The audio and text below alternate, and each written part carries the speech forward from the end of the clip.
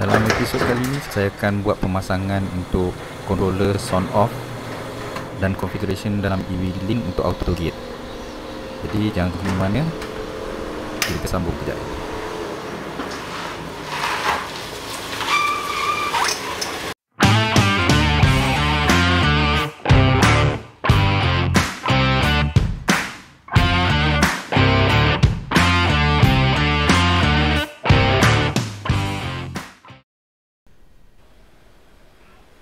Hai, selamat datang ke channel saya.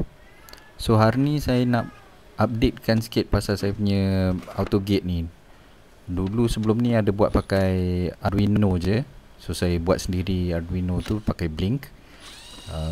Lepas tu tak tahu sebab apa dia ada problem wifi dia asyik offline kat sini.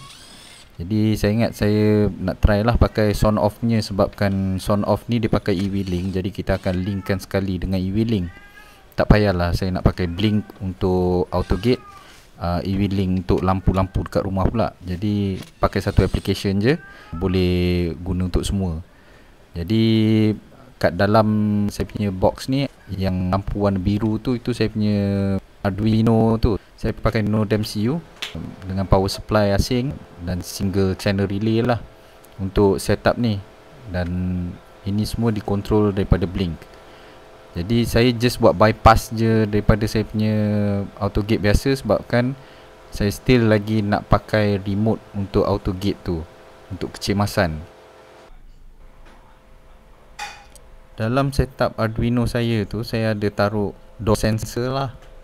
So door sensor tu untuk bagi tahu dekat dalam Blink tu yang pintu gate tu sedang terbuka ataupun tertutup. Sebab takut juga kalau katakanlah masa pergi mana-mana nanti tertekan daripada handset, jadi pintu tu buka kita tak tahu. Jadi saya pasangkan sekali door sensor tu. Untuk modul tu saya beli yang single channel je. Sebab apa? Bila single channel tu, application EV-Link dia ada widget, tapi widget dia tu hanya untuk yang on off sahaja, yang untuk single switch. Jadi kalau kita pakai double switch dekat EV-Link, option tu tak akan keluar untuk menggunakan widget tu di home screen. Untuk wiring dia sangat senang, sebab saya masih lagi mengekalkan remote lama. Jadi board lama tu boleh pakai balik. Cuma perlu nak tahu je yang mana satu terminal dia, satu untuk COM dan satu lagi untuk pembukaan satu pintu ataupun dua-dua pintu. Jadi kenal pasti yang mana satu terminalnya tu. Jadi kita akan masukkan yang COM tu dengan COM common, dan untuk yang membuka pintu yang mana kita pilih tu, kalau katakanlah dua pintu, yang mana buka dua pintu punya terminal, kita akan connect ke normally open pada relay dekat board tu. Untuk keselamatan saya akan offkan main. Sebenarnya benda ni dia tak membahaya pasal dia hanya menggunakan low voltage 12 volt tapi dalam enclosure ni masih lagi ada 240 volt main. Jadi kena hati-hatilah.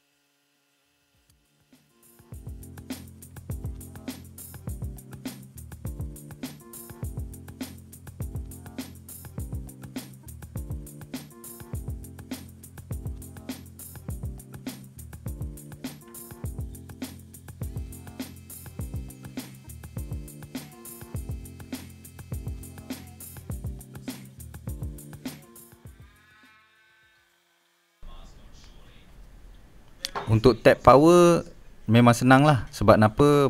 Setiap auto gate dia akan ada punya DC punya power supply. Jadi tap daripada DC power supply tu, dia punya 12 volt dengan common dia. Bila dah tap tu nanti cuma perlu connect kepada controller board sound off tu je lah. Itu saja connection wire yang kita perlukan. Hanya untuk 12 volt power, common untuk 12 volt. Kemudian signal wire untuk relay open gate dan common untuk signal wire tu. So 4 wire sahaja yang kita perlu untuk membuat benda ni.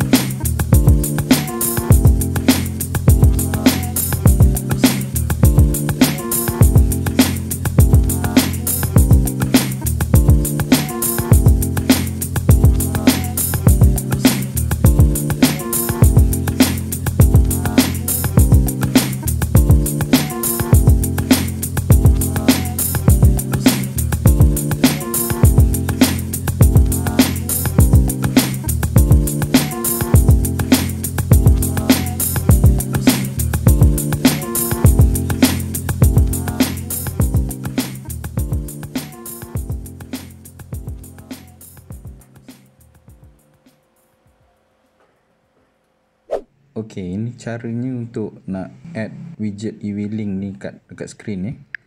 So untuk yang e-wheeling ni, untuk configuration macam mana nak add AutoGate ni ke dalam e-wheeling, sila tengok video saya sebelum ni, saya akan linkkan kat bawah dengan kat atas. Jadi boleh tengok macam nak configure board tu dengan e-wheeling. Benda bila kita dah test dia jalan semua. Jadi untuk single switch ni kita boleh add widget dekat home screen Jadi untuk add tu bergantung pada handphone apa kita pakai, pilih untuk widget. Jadi dalam option widget ni nanti akan ada untuk e-wheeling yang ni. Jadi add yang tu dia akan buka e-wheeling dan dia akan bagi pilihan mana yang boleh untuk jadikan widget lah. Jadi tu sebab saya pilih yang single relay tu, single switch. Sebab kalau ambil double punya, nanti dia punya option dia tak keluar dekat sini.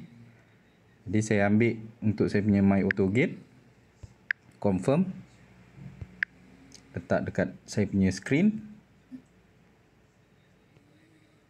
dan siap. So sekarang ni daripada home screen kita ni, kalau kita tekan ni, gate akan terbuka lah. Jadi itu sajalah untuk episod kali ni. Kalau belum subscribe tu subscribe. Ada banyak lagi yang saya akan buat video review dan tutorial. Jumpa lagi di lain masa. Okay, bye.